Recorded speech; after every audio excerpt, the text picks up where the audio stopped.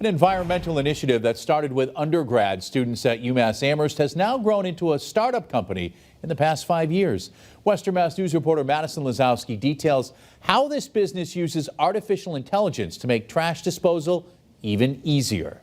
Studies show that every year, billions of dollars of recoverable materials end up in a landfill. To help solve this problem and advance the trash disposal industry, 2 seniors at UMass Amherst created R-Stream, a project that would allow companies and universities to capitalize on the scrap value of waste materials. We started with a very simple concept of being able to identify trash and advise people on putting things in the right place. Ian Gadeen, the CEO and co-founder, alongside co-founder Ethan Walko, tells Western Mass News that since graduating from UMass 5 years ago, R-Stream has grown. They now use robotics and artificial intelligence to analyze data and continuously improve over time. So here's how it works. This mobilized trailer gets tons of trash dumped into it.